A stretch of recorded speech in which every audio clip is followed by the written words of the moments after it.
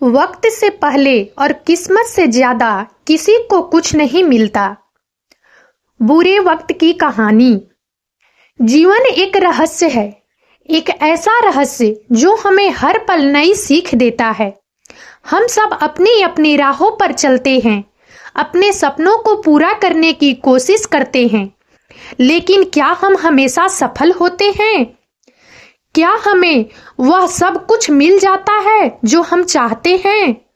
शायद नहीं, क्योंकि जीवन में कुछ चीजें ऐसी होती है जो हमारे नियंत्रण में नहीं होती। उनमें से दो सबसे महत्वपूर्ण चीजें हैं, वक्त और किस्मत। वक्त यह एक ऐसी शक्ति है जो किसी के लिए नहीं रुकती। यह निरंतर चलता रहता है और हम सब इसके साथ बहते रहते हैं।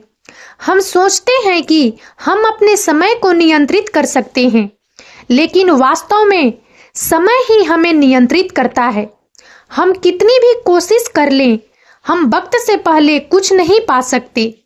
हर चीज का अपना एक समय होता है, एक सही वक्त। जब वह वक्त आता है तो चीजें अपने आप होने लगती है। किस्मत यह एक और रहस्यमय शक्ति है जो हमारे जीवन को प्रभावित करती है। हम अपनी मेहनत और प्रयासों से अपनी किस्मत को बदलने की कोशिश कर सकते हैं, लेकिन कुछ चीजें ऐसी होती है जो हमारे हाथ में नहीं होती। कुछ लोग कहते हैं कि किस्मत पहले से लिखी होती है, जबकि दूसरे मानते हैं कि हम अपनी किस्मत खुद बनाते हैं। सच्चाई चाहे जो भी हो, यह निश्चित है कि किस्मत हमारे जीवन में एक महत्वपूर्ण भूमिका निभाती है। वक्त और किस्मत ये दोनों मिलकर हमारे जीवन की कहानी लिखते हैं। कभी कभी हमें लगता है कि हम सब कुछ खो रहे हैं, कि हमारी मेहनत का कोई फल नहीं मिल रहा है। लेकिन याद रखिए, हर चीज की एक सही वक्त होता है।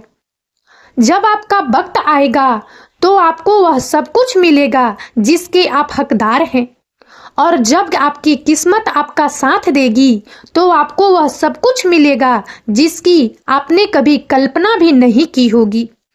जीवन में धैर्य रखना बहुत जरूरी है। हमें अपनी मेहनत पर विश्वास रखना चाहिए और कभी हार नहीं माननी चाहिए।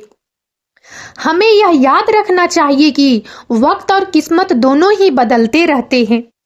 आज अगर आपका बुरा वक्त चल रहा है तो कल अच्छा वक्त भी आएगा, और अगर आज आपकी किस्मत आपका साथ नहीं दे रही है तो कल वह भी बदल जाएगी। हमें अपने जीवन में सकारात्मक रहना चाहिए। हमें अपनी गलतियों से सीखना चाहिए और कभी भी उम्मीद नहीं छोड़नी चाहिए। हमें यह समझना चाहिए कि जीवन में उतार चढ़ाव आते रहते हैं और यही जीवन का असली मजा है। हमें हर पल का आनंद लेना चाहिए और अपने जीवन को पूरी तरह से जीना चाहिए। वक्त और किस्मत के बारे में सोचते हुए मुझे एक कहानी याद आती है। एक बार एक किसान था जो बहुत मेहनती था। वह हर रोज अपने खेत में काम करता था, लेकिन उसकी फसल कभी अच्छी नहीं होती थी। वह बहुत निराश था और उसने सोचा कि उसकी किस्मत खराब है। एक दिन एक साधु उसके गांव में आए। किसान ने साधु से अपनी परेशानी बताई। साधु ने किसान से कहा, तुम्हारी किस्मत खराब नहीं है, बस तुम्हारा वक्त अभी नहीं आया है। तुम अपनी मेहनत करते रहो और जब तुम्हारा वक्त आएगा तो तुम्हारी फसल भी अच्छी होगी। किसान ने साधु की बात मानी और अपनी मेहनत जारी रखी। कुछ सालों बाद उसकी फसल बहुत अच्छी हुई और वह बहुत खुश हुआ। यह कहानी हमें सिखाती है कि हमें कभी भी हार नहीं माननी चाहिए। हमें अपनी मेहनत पर विश्वास रखना चाहिए और अपने वक्त का इंतजार करना चाहिए। जब हमारा वक्त आएगा तो हमें सफलता जरूर मिलेगी। वक्त और किस्मत के बारे में सोचते हुए मुझे एक और बात याद आती है। हमें कभी भी दूसरों से अपनी तुलना नहीं करनी चाहिए। हर किसी का अपना एक अलग रास्ता होता है और हर किसी का अपना एक अलग वक्त होता है। हमें अपनी तुलना दूसरों से नहीं करनी चाहिए। हमें सिर्फ अपने लक्ष्य पर ध्यान केंद्रित करना चाहिए और अपनी मेहनत जारी रखनी चाहिए। हमें यह समझना चाहिए कि जीवन एक यात्रा है, एक ऐसी यात्रा जो हमें हर पल नई सीख देती है। हमें इस यात्रा का आनंद लेना चाहिए और हर पल को यादगार बनाना चाहिए।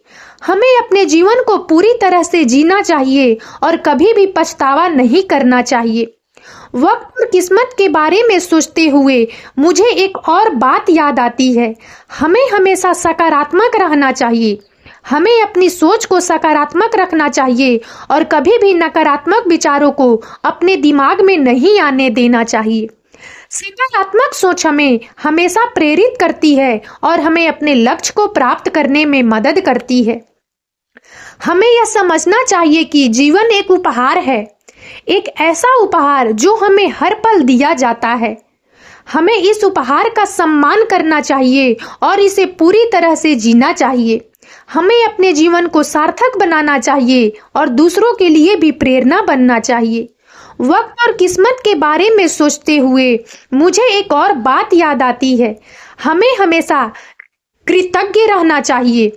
हमें उन सभी चीजों के लिए कृतज्ञ रहना चाहिए जो हमारे पास है। हमें अपने परिवार, अपने दोस्तों और अपने जीवन के हर पल के लिए कृतज्ञ रहना चाहिए। कृतज्ञता हमें खुश और संतुष्ट रखती है। हमें यह समझना चाहिए कि जीवन एक अवसर है, एक ऐसा अवसर जो हमें हर पल दिया जाता है। हमें इस अवसर का लाभ उठाना चाहिए और अपने जीवन को बेहतर बनाना चाहिए। हमें अपने सपनों को पूरा करना चाहिए और अपने लक्ष्यों को प्राप्त करना चाहिए। वक्त और किस्मत के बारे में सोचते हुए मुझे एक और बात याद आती है। हमें हमेशा दयालु रहना चाहिए। हमें दूसरों के प्रति दयालु रहना चाहिए और उनकी मदद करनी चाहिए। दयालुता हमें एक अच्छा इंसान बनाती है और हमें दूसरों के दिलों में जगह देती है। हमें यह समझना चाहिए कि जीवन एक चुनौती है, एक ऐसी चुनौती जो हमें हर पल दी जाती है। हमें इस चुनौती का सामना करना चाहिए और कभी हार नहीं माननी चाहिए। हमें अपनी ताकत पर विश्वास रखना चाहिए और अपने लक्ष्यों को प्राप्त करना चाहिए। हमें हमेशा विनम्र रहना चाहिए। हमें दूसरों के प्रति विनम्र रहना चाहिए और कभी भी अहंकार नहीं करना चाहिए। विनम्रता हमें एक अच्छा इंसान बनाती है और हमें दूसरों का सम्मान दिलाती है। हमें यह समझना चाहिए कि जीवन एक सीख है, एक ऐसी सीख जो हमें हर पल दी जाती है। हमें इस सीख को स्वीकार करना चाहिए और अपने जीवन को बेहतर बनाना चाहिए। हमें हमेशा खुश रहना चाहिए। हमें अपनी खुशी को दूसरों के साथ बांटना चाहिए और उन्हें भी खुश करना चाहिए। खुशी हमें एक सकारात्मक और ऊर्जावान इंसान बनाती है। हमें यह समझना चाहिए कि जीवन एक यात्रा है, एक ऐसी यात्रा जो हमें हर पल नई सीख देती है। हमें इस यात्रा का आनंद लेना चाहिए और हर पल को यादगार बनाना चाहिए। बुरे वक्त की कहानी, बुद्ध की प्रेरणा। एक छोटे से गांव में सिद्धार्थ नाम का एक युवक रहता था। वह एक मेहनती और ईमानदार व्यक्ति था, लेकिन दुर्भाग्यवश उसका जीवन कठिनाइयों से भरा हुआ था। उसकी फसलें अक्सर खराब हो जाती थी और उसके परिवार को गरीबी का सामना करना पड़ता था। एक दिन सिद्धार्थ ने सुना कि गौतम बुद्ध गांव के पास एक जंगल में ध्यान कर रहे हैं। वह बुद्ध के ज्ञान से प्रेरित था और उनसे मिलने का फैसला किया। वह जंगल में गया और बुद्ध को पाया। सिद्धार्थ ने बुद्ध को अपनी सारी परेशानियां बताई। बुद्ध ने उसे ध्यान से सुना और फिर कहा, सिद्धार्थ, जीवन में सुख दुख, कठिनाइयां अपरिहार्य है, लेकिन तुम इन कठिनाइयों का सामना कैसे करते हो यही मायने रखता है। बुद्ध ने सिद्धार्थ को 4 आर्य सत्यों और अष्टांगिक मार्ग के बारे में बताया। उन्होंने उसे सिखाया कि दुख का कारण तृष्णा है और तृष्णा को दूर करके दुख को दूर किया जा सकता है। उन्होंने उसे सही दृष्टिकोण, सही विचार, सही वाणी, सही कर्म, सही आजीविका, सही प्रयास, सही स्मृति और सही समाधि का अभ्यास करने के लिए प्रोत्साहित किया। सिद्धार्थ बुद्ध के वचनों से बहुत प्रभावित हुआ। उसने अष्टांगिक मार्ग का पालन करने का संकल्प लिया। उसने अपने दृष्टिकोण को बदला और सकारात्मक सोचने लगा। उसने अपने वाणी को मधुर और सत्यवादी बनाया। उसने अपने कर्मों को ईमानदार और दयालु बनाया। उसने अपनी आजीविका को नैतिक बनाया। उसने अपने प्रयासों को सही दिशा में लगाया। उसने अपनी स्मृति को वर्तमान क्षण पर केंद्रित किया और उसने समाधि का अभ्यास करके अपने मन को शांत किया। धीरे धीरे सिद्धार्थ के जीवन में बदलाव आने लगा। उसकी फसलें बेहतर होने लगी और उसके परिवार की आर्थिक स्थिति में सुधार होने लगा। लेकिन सबसे महत्वपूर्ण बात यह थी कि उसने अपने मन को शांत और खुश रखना सीख लिया था।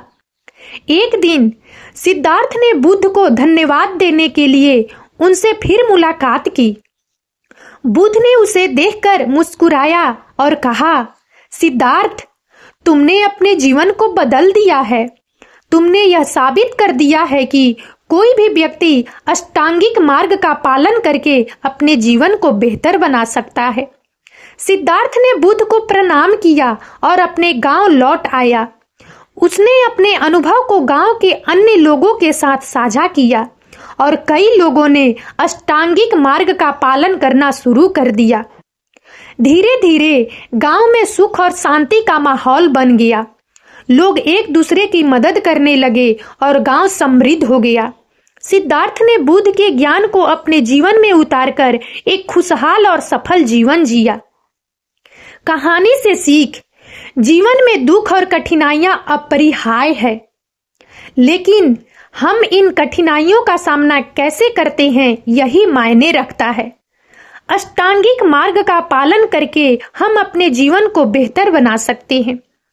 हमें अपने दृष्टिकोण को सकारात्मक रखना चाहिए। हमें अपनी वाणी को मधुर और सत्यवादी बनाना चाहिए। हमें अपने कर्मों को ईमानदार और दयालु बनाना चाहिए। हमें अपनी आजीविका को नैतिक बनाना चाहिए। हमें अपने प्रयासों को सही दिशा में लगाना चाहिए। हमें अपनी स्मृति को वर्तमान क्षण पर केंद्रित करना चाहिए।